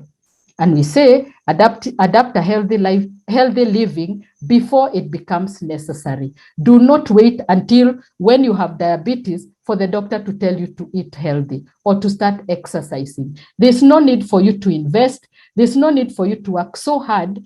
And when you need to be enjoying that money, then the money goes towards taking care of hospital bills. Then together with adapting a healthy lifestyle, insurance is applicable if you take the insurance below 75 years. Above 75 years, it is going to be very tricky for any insurance to accept you because then you're already a liability. But for most suppliers, if you're already in their cover before 75, you might find some of them that will even extend. Then consider NHIF on the minimum. And this is important, especially for those relatives that keep on bringing their medical bills to you. You know there's someone sitting at home right now. If they get sick or something happens, it is a phone call and you will have to disrupt your planning so that you can cater for their medical bills. I always say those people, at least buy for them, pay for them NHIF card. It's only 6,000 shillings in a year. And you might find this is the 6,000 that you keep sending them every time they ask for handouts.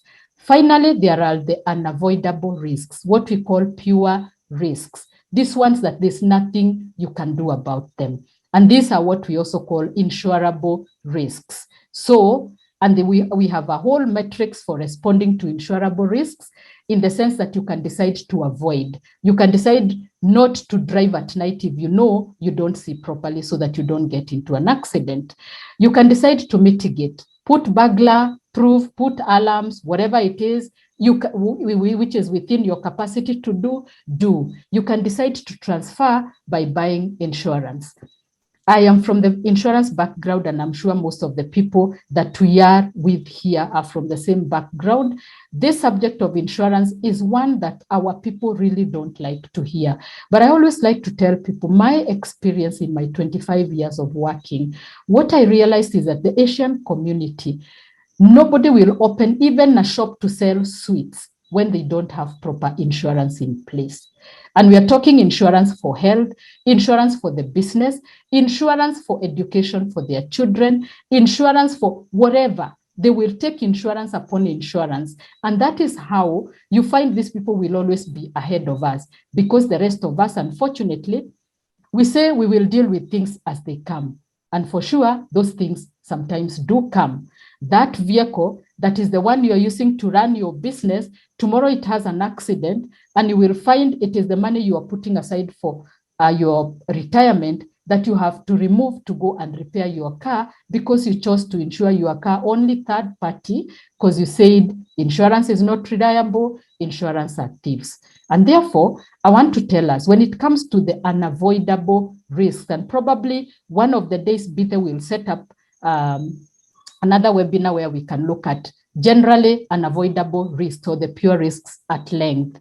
So those are the things that you need to consider. In my opinion, if you consider those 5 aspects and take care of them properly, then you can say you are on the road towards planning for your retirement. And finally, my retirees advice. So the last slide, yes. So retirement is ahead. And what do you think you need to look out for? From my experience, is to say that retirement really is financial freedom. It is not an age factor. Define your magic number, work for it instead of bidding time. Don't sit at a job waiting for 50 or 55 or waiting for that 30, thinking a magic will happen when you get there. Define for yourself what is that magic number. And I've told you the process that goes into that, and start working for it. Make it part of your priority. In the questions that have gone by, I have seen somebody saying that this presentation is based on if everything remains the same, supposing it doesn't remain the same. But I want to say you need to make your retirement planning a priority together with the other priorities of life. There will never be the right time to start planning. Make it a priority. And then time is your best friend. Make your retirement planning part of your must do and start early. You will remember me many years down the line. Start early. Time is your best friend. In your basket of the 5 minimums, you must consider compound interest. You must consider an aspect that you're putting your money somewhere and it's being compounded. You must have some form of pension in your basket.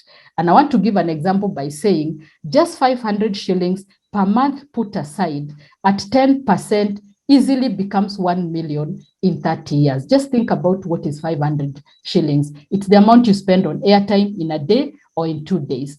If that money is put aside consistently, compounded at 10%, it becomes 1 million in 30 years. So you can see if you increase it to 1,000, to 5,000, what it is likely to translate to. Do not put all your eggs in one basket. Aim for at least 5. I cannot emphasize that enough. Plan your transition well. In planning your transition well, you want to ask yourself, where are you living? How will you spend your time? Read widely, research, consult, so that you can know exactly which space do you want to get into when you retire, because it can get lonely from my experience. If you're not doing something, it can get very, very lonely when you're out there. Do not make an abrupt switch. Make it a gradual exit. Do not wait until the last day. That is when you're starting to go and start a business. Start that business when you are still working. Learn the ropes of doing business when you are still working, so that your transition then is gradual and then your curve doesn't just stop. Do not enter a completely new venture too late in life. We see a lot of people, you spend all your time in office, and then when you retire, you want to go and start a business. You have no idea what happens in the business. Or you want to go and start farming. You have no idea what goes in there. Please, when you're planning for your retirement, make sure whatever it is you're planning, you're going to spend your time in, as closely as possible relates to what you have been doing, so that you are able to assimilate properly. Purpose to enjoy your time in retirement. Do the things you love. It will not be forced on you. You have to choose to enjoy your life in retirement. Keep your mental faculties engaged productively, because dying starts from the head. How does dying start from the head? You are currently engaged in an intellectual career or something that keeps your mind thinking. And then tomorrow, you want to go and retire in the village, and the conversations that go on there is just about going to the farm, gossips and all. You go there and you just cannot fit into those conversations. So you need to be in a space where, even if you're going farming, then you need to be in a space where you're keeping yourself engaged productively, so that you can keep on living. Sometimes things will go out of plan. Even when you put all the plans, sometimes things may not go as planned. I have experienced this. Many of the things that I had planned would happen did not go as planned. So be ready. Go into retirement with an open mind. Be ready to re-strategize. Have more than one plans that you can get into. And I want to end it there. I hope I have said something that makes some sense to someone. Thank you so much. And I could take a few questions. Thank you so much, Lucy, once again. I wish we were in a room and I'm sure everybody would standing up. It would be a standing ovation. Thank you, because again, this is content that takes 2 to 3 days, and you have been able to just give us snippets in terms of what to look out for. I know there are many questions. There are people who are saying fantastic presentation. There are people who are saying some of the things that you're talking about, they're interacting with for the first time. And I know there are people who are asking about the products. We are coming to that. We have a panel set up for you, so we'll come back to that in a few. Let me just create one scenario, Lucy, just before I go to the panel space. I like what you brought out, the social element. You're saying it's not only financial capital, it's social capital. Yes. Now, in our country today, in my experience, and I'm sure in your experience and the experience of everybody who's in this space, men don't think about retirement. Men don't plan for retirement. Men are actively building in terms of paying for fees, paying for expenses, etc. And then the scenario you have when you talk about that day of retirement, I've been in so many spaces where people say the man anakasirika sababu shati iliachwa kupigwa pasi, and everybody went out of the house. I mean, it's a serious thing, because you spend so much time in your work life, you never build relationships at home, You never built social capital outside. You never put resources aside for the kind of life that you want. I'm not necessarily saying that men are the problem, but it happens to men and women. So when we are talking about the magic number, is there a way we can think about it? I've had some people say, when I retire, I want to have my personal net worth $1 billion. If I'm earning a 10% return, I'm comfortable with that. I've had other people say they're comfortable with 300 million, then they actually start working backwards. They say, what's my age today? When do I want to retire? Then how much should I be investing or setting aside or looking for every year? How would we look at that? And then I can be able now to go into the other session in terms of what are some of the products in the market. All right.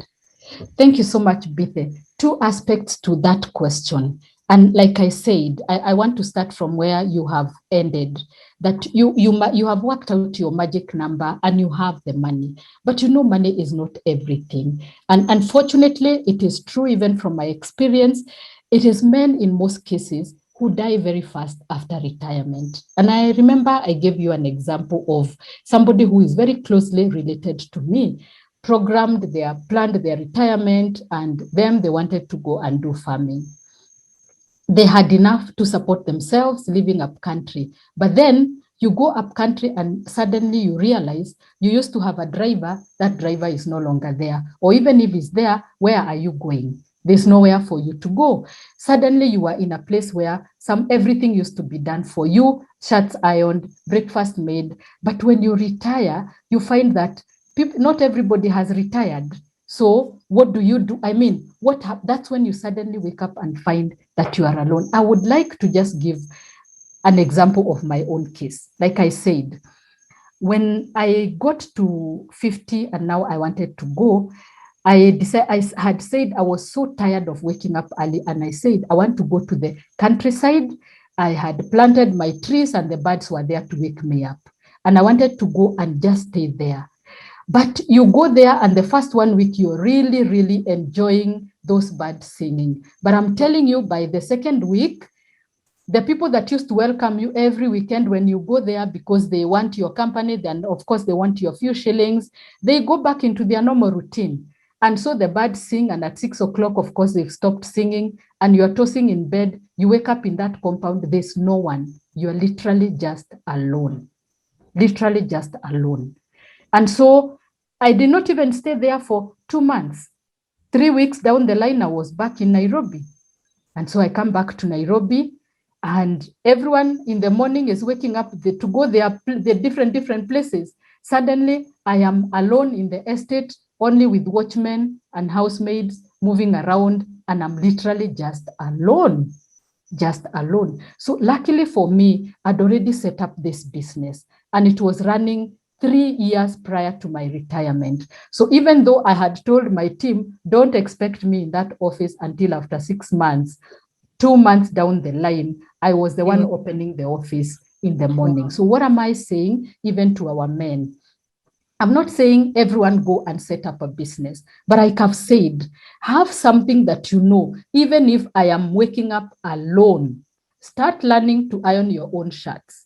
Start learning to define your own happiness for yourself, so that even if you have all the money and you're just alone, then there's a way you will either enjoy that company alone, or there's something you will go and do. Go and teach, go and mentor, have something, a hobby somewhere where you're going. Because unfortunately, even for married couples, there's a way women just find it easy to just go to church and stay the whole day. They will find something to do in church, even on a Monday or a Tuesday. They are going there to pray, to do everything. Then the following week, they've gone to Nairobi or to their sons and daughters' places.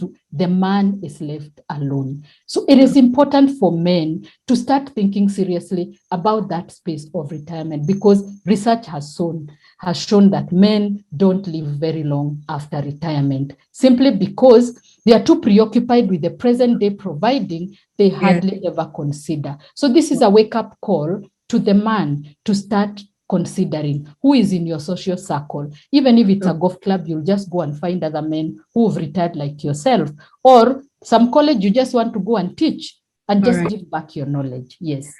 Thank you so much for that, Lucy. It's quite extensive, and I can see we're sort of running short on time, but I'll try and touch on some of the investment products, because we have looked at the financial life cycle. Really, if you are looking at your life, you're saying, I'm a dependent from 0 to 20, then I am actively building my life from 20 to 60. I'm accumulating assets. What am I doing? And then 60 thereafter, I'm now beginning to consume these assets. And then Lucy has brought out the element of then what are some of the key things that you need to look out for. And it does seem like from all the engagement and from all the questions, we need to be able now to curate something more specific for you, but we are certainly aligned to that. Now, let me go to the final part of today's session. We have 20 minutes. I'll try to be as brief as possible. We wanted to get into our panel and now ask the question, what are some of the products that are available to us? I will introduce our panelists. I have Christy Mutahi, Caroline Matu, and Wairimu Nganga. Wairimu, I'll kindly just ask you to be able to put on your camera and I can be able to introduce you. So let me start off with Caroline Matu, who is the CEO and founder of a Net Worth Investment Consultancy. She is an investment banker by profession with over 16 years of experience. And yes, she was my boss in my previous life, Karibu Sana Karo. And then she has worked for several multinational banks and investment banks, and she has had a bag of wealth of hands-on skill and practice when it comes to matters on investments. She has a good understanding on the behavioral finance and the psychology of investing. Caroline holds an MBA degree from the United States International University with a bias in finance. She really loves Africa and is committed to the financial education of the African people, which is the great work that she does as part of Net Worth Investment Consultancy. Caroline, I'll just ask you to speak to us in brief, because now we're getting to the part of the conversation that says, so what? What are some of the products that people need to engage with? I know you had a brief presentation. I don't know if you want to share it or you just do it verbally. We can speak to that, and then I can now move to the other panelists. Over to you, Caroline. Hi, Mbithe. Hi, everybody. Thank you so much for joining us and engaging us in this session. It's such an important conversation that we are having today, both for you and even ourselves. We keep learning every day and keep jogging our memories that we do need to take to be very active in this role of planning for our retirement. So I'm going to get right on because I know we are short of time. I'm not going to share the presentation, but I'll just talk through it. And if you have any questions, please feel free to just put them on the chat. So as Mbithe has said, my name is Caroline Matu, and I'll be talking about some of the products that you've been asking about, what we need to be investing in so that we can get to where Lucy and Daisy were talking about, where we feel that there is freedom and where we can actually enjoy our retirement. So I'm going to start by talking about the retirement, your retirement portfolio. And first things first, I'm going to define what a retirement portfolio is. So your retirement portfolio is the basket that holds all your investments of the various retirement products that you have or accounts, and ideally that portfolio or those products or your investment rather should be growing with you. So as you're growing older, or that investment should be growing with you because you're still earning, and even if you're not earning, your investment should ideally be growing. So the goal here, and I think Lucy put it very clearly, is that your goal here is to replace your paycheck, right? So whether you're in active employment or you're in a business and you plan to retire from that active business, you should ideally be replacing that paycheck. And so all these passive investments that we are talking about ideally should be able to give you something close to what you're earning currently, yeah? If not more. Of course, if it's more than what you're currently earning, that's fantastic. So what exactly, when I keep talking about investing, but what exactly do I mean when I talk about investing? What am I talking about? So investment refers to devoting your resources, your time, your effort to a particular undertaking that is worthwhile and that is giving you capital gain.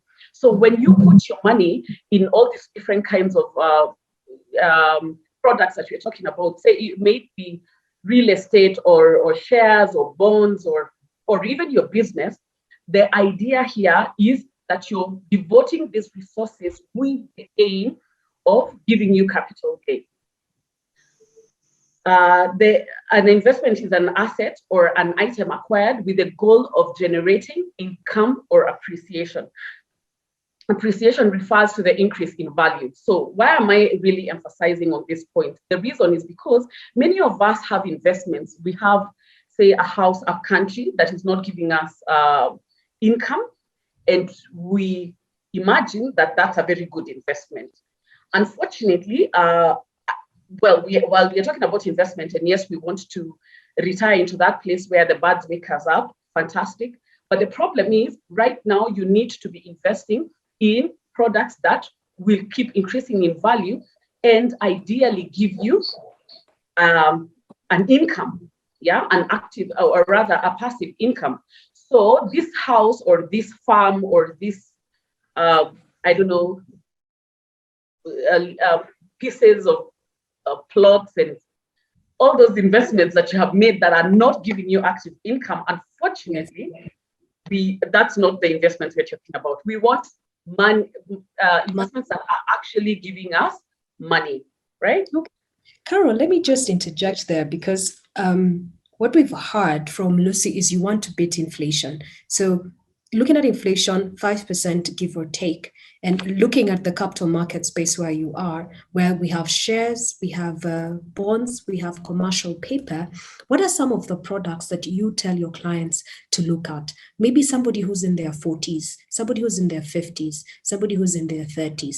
What products should they interact with? And is there a good kind of return that you're saying that this is the minimum hurdle rate that I need to look out for if I'm going to adequately plan financially for retirement? Back to you, Carol. Thank you. So thank you so much for that question, Vite. So when we are planning for your retirement, when you come to me as an investment advisor and you're asking me what kind of products you should be investing in as you consider your retirement, some of the products that we'll tell you about is real estate, shares, and bonds. Right? There are many other products. There are very many other products, but I'm trying to really narrow them down so that we don't get ourselves all confused and mixed up in all this. So narrowing it down, the main ones that we will talk about here are real estate, stocks, and bonds, right? Okay. We do have ideal percentages, but really it may vary from case to case depending on your age, right? So if you're younger, you can feel free to take on investments that are higher risk. But as you near retirement, then you need to be investing in products that reduce your risk level. Okay. All right. So let me put a pin.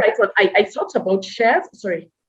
Caroline, sorry, I was going to put a pin there, largely because we are really running low on time. So let me just beg your indulgence. I like what you've brought out, the element of the shares. You can look at their bonds, you can look at this commercial paper, and it really depends on what age you're at. Carol, let me just put a pin there. I'll possibly come back to that on time. I would like to hear something brief from Christine. We look like we have lost Wairimo, but I'll come back to you. But I think what all of this is telling us, we certainly need to have a part two with all this wonderful and highly experienced ladies. So now let me just quickly introduce Christine. Christine, I can see your ICA. I can see your profile is there. We have lost Wairimo, but it's not a problem. I'll just quickly read Christine's profile, and she is the acting general manager for business development at ICEA Lion Life Insurance. Christine holds a Bachelor of Commerce degree in finance and a master's in strategic management from the University of Nairobi. She also speaks French. Bonjour, Christine. And she's a fellow of the Life Management Institute of Chartered Pensions Manager from the American Academy of Financial Management. Christine has over 17 years experience and started off working at Zamara Financial Services. And in the 7 years that she worked there, she rose through the ranks in various departments as a consultant. She's done training, she's done pension consultancy, she's done business development. Later on, Christine joined Emerald Financial Services as a manager, and she was involved in the setup of workflow businesses. She also worked with Old Mutual, and because of her strong startup skills, she was also working at UAP Old Mutual as the head of SMEs, where she was charged with the establishment of growth of SME employee benefit solutions. Christine joined ICA Lion in the year 2019 and has been charged with achieving the organizational revenue targets by acquisition of new business. Now I can see and I'm cognizant of the fact that we have 10 more minutes. So what I would rather do is, Christine, as you are talking to us, why don't we focus and delve on the SME part? Because Kara's told us there are products in the market. We'll probably end up having another session now where we talk about what are the products and how do you engage with these products. But for now, SMEs, what are they doing? How do people in the informal sector then interact with planning for retirement? And based on your background, Christine, you have worked with pensions, you've worked with SMEs, you've worked with businesses. What are some of the challenges and key considerations outside of what we've had today that people need to be able to interact with and consider? Over to you, Christine. Thank you. It's such a delight to be here sharing with my fellow presenters and panelists. And even with you, the audience. I love the interaction I'm seeing in the question and answer section in the chats, and it's exciting actually to be having these conversations. I know we've had cases where a lot of the rats are saying, I'm too young to start thinking about retirement, or others are saying, but I mean, I'm not in any formal employment. How do I plan for this? And I've seen quite a number of questions without regard that if I'm not in formal employment, how do I then plan for retirement? And I like what some of my former speakers mentioned, Daisy and Lucy mentioned, that unless you have this, as part of as you look at your financial cycles, unless you factor in that there is retirement that will be coming, you'll not consciously put aside. And I saw someone also saying, look, with retrenchments and job losses, how do I now plan? If I can barely make it now, how do I plan for then? And it's very important that we consider where we are at now, because if we don't, then that means that we will not be able to get anywhere, we will not be able to get where we would have thought we are getting to.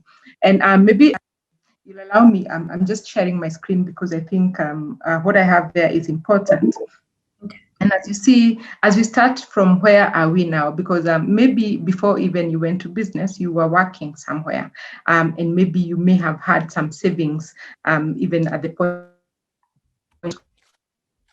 And so if you had some retirement savings. See it, and I honestly, sorry to put you on the spot. I hope it's a one slide presentation, because what we can be able to do is, because I'm cognizant of time, we could be able to manage it and then organize for a subsequent event where we then now look at the actual products. So maybe you can just speak in brief, and then we can be able to at least contain ourselves within the time that we had relegated. Thank you. Okay. All right. And so the people who are still not necessarily formally employed, they can still save with what we call the personal retirement schemes. We have quite a number of them available. We have almost every insurance company, life insurance company, would be offering one. Every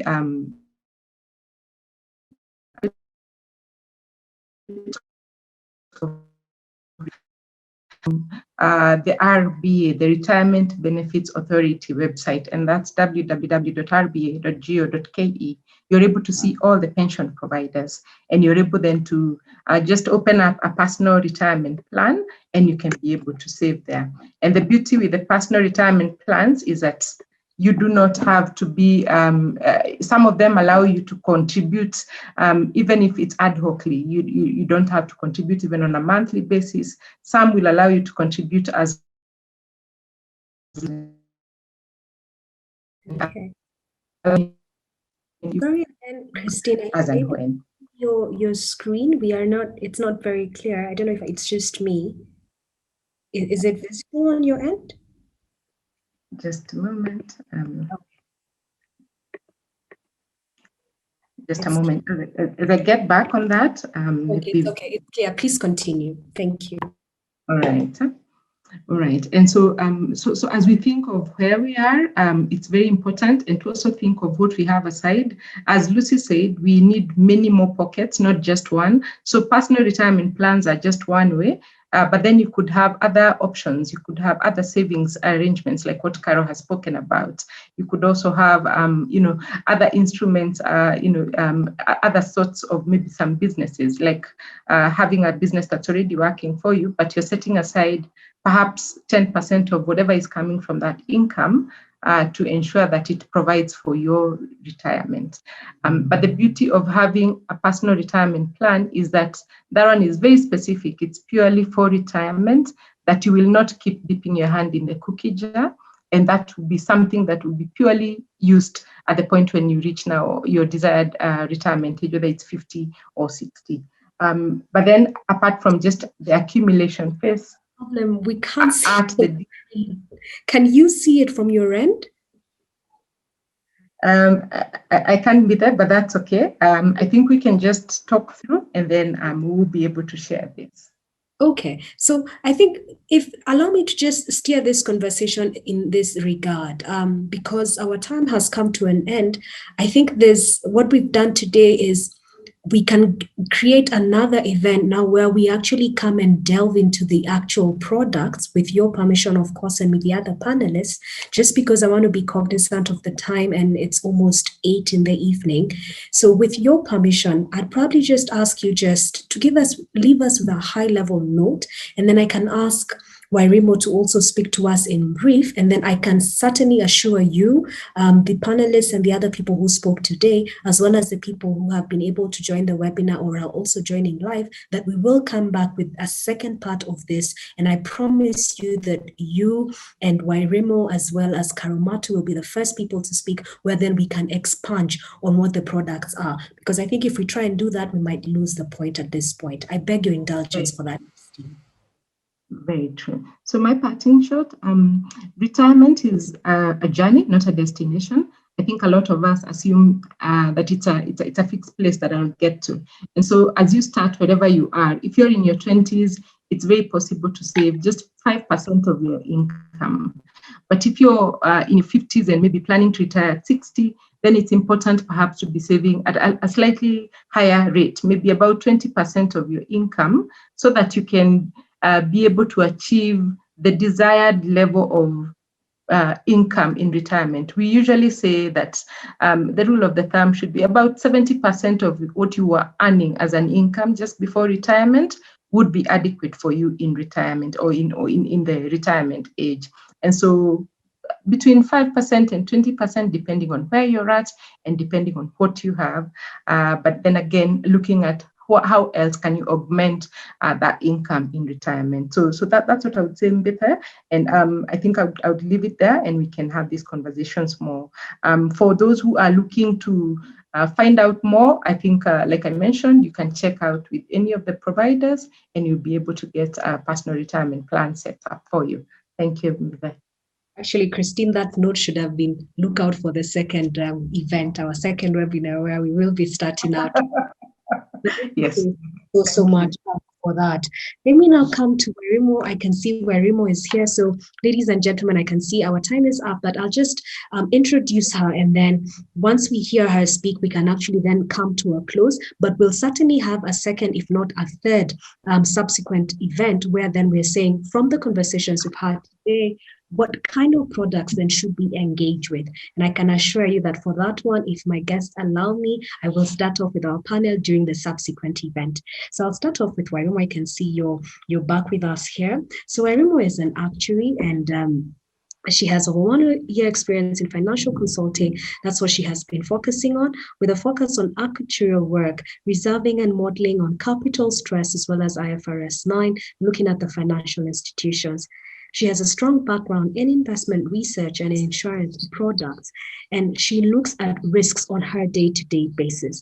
I think the beauty about what Wairimu does is she has a background in actuarial work. She's worked with SMEs, she has worked with individuals, and we wanted to hear from her the element of how do I then use insurance products to help me think about retirement. So Wairimu, I'll just ask you to introduce yourself briefly and talk to us very briefly about insurance, cognizant of the time, and knowing that I can assure you very, very soon, you, Caroline, and Christine would be the headline event in a subsequent event where we can then flesh it out. But just in brief, insurance and retirement. Over to you, Wairimu.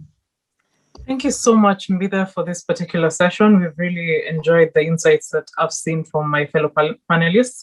And I think for me, I'll start by what is the main aspect that we're looking at when you're speaking about insurance? You're looking at making your life a lot easier. You're looking at protecting yourself. So there's a few products based on the various conversations that we've had from the panelists that have spoken before me. So we've looked at maybe the lifestyle of a person before retirement. So you have to look at who are your dependents and who are you looking after upon retirement. So with that, you have to consider if you have had children later in life and whether you have your grandchildren who are depending on you. So you have to have policies. You have to be able to pick up products like educational policies that will be able to cater for their needs once probably things have gone past time. Say, for example, you pass on, they can be able to essentially have benefits such as their education going on, even if you're not there. We're also looking at the younger generation where people want to retire at 30. So we have products such as sportsman insurance and travel insurance for those who want to really travel. And we've got avenues where people can actually be able to, over time, actually be able to develop their credit so that travel insurance becomes a lot cheaper for them. Other than that, we've got products that cover, say, for example, illness. So you're looking at critical illness covers that kick in on diagnosis of illness so that you don't have to use your entire pension. Like you said, you have someone who is at 80 and they were not necessarily very able to cover, their pension is not enough for them until 90. So critical illness, the benefit kicks in and they can be able to cover those particular costs, especially costs from diagnosis. So we also have long-term care insurance that covers care once you're not able to carry out activities of daily living. So for example, bathing, eating. So care is covered more or less. You have a helper coming in. So I believe for the next forum, we should be able to discuss this particular product a lot more in depth. And I hope that everyone will be looking forward to that. I know my time has been cut short, but definitely for the next session, we will definitely have an opportunity to speak more on the products. Oh, wow. Thank you so much, Wairimu. I think, ladies and gentlemen, when we are saying goodbye today, we are not saying this is the beginning or this is the end of this conversation. In effect, what we're saying is that all the women that you have seen here today were really helping us understand the context of retirement. We have had Daisy walk us through the financial life cycle. Daisy has told us that you have to think about yourself up until 75, stretch it even further. Think about your finances up until the age of 90. It's better to not make it till then, but at least to have your finances stretched for that duration. She's told us life happens. How are we planning about it? And then I like that Lucy now came and gave us the reality. What does life look like on the other side of the tracks when you are retired? What are you doing socially? What are you doing about your health? What are you doing spiritually? What are you going to be spending your time on? And after we have created this perspective and we've left ourselves thinking, when I retire, how will I look like? What will that first day look like? Now we wanted to delve into what the products are. Is it insurance? Is it bonds, whether infrastructure bonds or normal bonds? Can you use treasury bills to be able to achieve this? Can you go to the Nairobi Securities Exchange and get products? Are there products available from the fund managers? Is it a retirement plan from the way Christine was talking to us? What is it? There are various opportunities and products that are out there. So what we are saying is, even for you, put a peg on this conversation, because very soon you will hear from us again. What we'll come and do is knock and say, we are ready. Let's talk about the products. And over and above that, then how do we identify these products, curate something personalized for you so that you're able to walk through the next 30 years, 40 years, 50 years, or even 20 years and know how to make the most of your retirement time. We've had so many questions in this particular segment, even on the social media platform. We've also seen people engaging with us. So we're going to take all this information. We'll come back to you with the subsequent events and the timelines. And just for today, we are very grateful for your time. If nothing else, as you're getting into the Easter weekend and taking some time to take a break, Think about your retirement number. How much do you want to have in your account by the time you're retiring? But more importantly, how much do you want your personal net worth to be? I know for one, I would be very happy if mine was 1 billion Kenya shillings. If I was earning 10% from 1 billion shillings, that would be 100 million each and every year coming into my pocket. How will I achieve that? Keep it locked. We will come back to you on how to be able to get to that point and what products are available. Ladies and gentlemen, thank you for your time. Daisy, thank you for sharing your time with us today and sharing your background with us. Lucy, thank you so much. Caroline, Wairimo, and Christine, thank you so much. I know we will be back again to be able to flesh out the products. So this is just the beginning. And for our viewers, thank you for your time as well. And just for everybody who's been able to be part and parcel of this conversation, thank you, and we thank God for the opportunity. I'll end this conversation at this point, and I look forward to hosting you again very soon. My name is Mbithe Mwema. I'm the Chief Executive Officer of Invaluable Group. Our work is all about financial empowerment and connecting you to the right people, the right opportunities at the right time. Thank you for your time, and I hope and look forward to seeing you soon. Goodbye and God bless.